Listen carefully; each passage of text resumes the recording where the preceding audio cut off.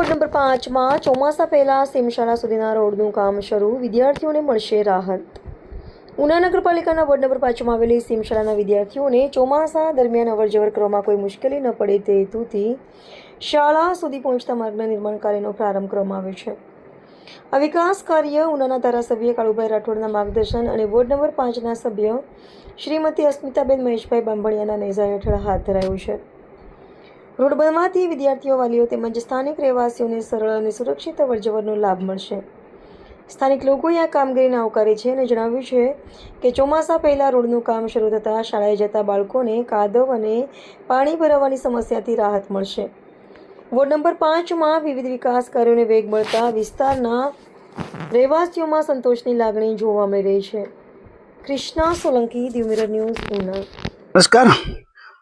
સ્થાનિક સ્વરાજની ચૂંટણીઓ પતી ત્યારબાદ ઉના નગરપાલિકાની ચૂંટણી પતી. ઉના નગરપાલિકામાં તમામ સભ્યો ભાજપના ચૂંટાયા. ત્યારબાદ હવે જે કામગીરી, જે વિકાસના કામોની ચાલુ થઈ છે તે અતિ ગતિશીલ માર્ગે છે, ગતિશીલના માર્ગે છે.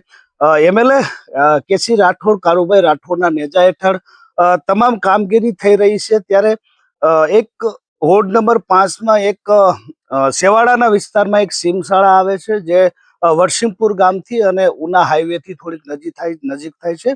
ત્યારે એ વોર્ડ નંબર 5ના જે સદસ્ય છે શ્રીમતી અસ્મિતાબેન મહેશભાઈ બામણિયા, તેમના નેજા હેઠળ, દેખરેખ હેઠળ અને એમએલએ શ્રી કાળુભાઈ રાઠોડના જે નેતૃત્વ હેઠળ જે ચાલી રહી છે. ત્યારે હાલ અત્યારે અહીંયા જે બાળકોને ચોમાસામાં હાલવામાં તકલીફ ના પડે એટલા માટે જે રોડની કામગીરી છે તે રોડની કામગીરી પણ ચાલુ થઈ છે. ત્યારે આ સીમશાળામાં અનેક શિક્ષકોની ભરતી હોય છે કે પછી બાળકોને ભણવા માટેના જે કંઈ પુસ્તકો હોય છે, બીજી કોઈ અન્ય જરૂરિયાત વસ્તુઓ હોય છે, ત્યારે બાળકોને પૂરેપૂરું શિક્ષણ મળી રહે, સુવિધાઓ મળી રહે તેવી અવિરતપણે જે વિકાસના કામોની જે કામગીરી છે તે ગતિના માર્ગે ચાલી રહી છે. ત્યારે નગરપાલિકા વોર્ડ નંબર 5ના જે સેવાડાની જે સીમશાળા છે ત્યાં બાળકોને કોઈ તકલીફ ના પડે એટલા માટે ચોમાસા પહેલા જે રોડની કામગીરી છે તે ચાલુ કરવામાં આવી છે. ત્યારે આવી જ રીતે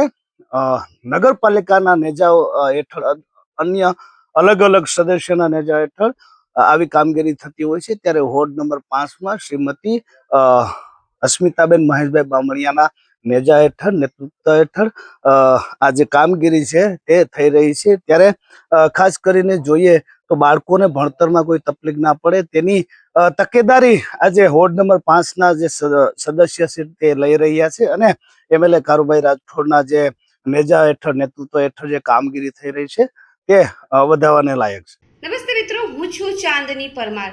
આપની મનપસંદ ચેનલ એટલે કે દીવ મિરર ન્યૂઝ ચેનલને લાઈક કરો, શેર કરો અને ફોલો કરો. અને હા, તેમાં દરરોજ તાજા સમાચાર જોવાનું ભૂલશો નહીં. નમસ્કાર દર્શક મિત્રો, હું છું પાયલ બાંભણિયા. આજના મુખ્ય સમાચાર, દેશ વિદેશ, ગુજરાત રાજ્યના તાજા બ્રેકિંગ સમાચાર નિહાળો દીવ મિરર ન્યૂઝ ચેનલ પર દરરોજ રેગ્યુલર.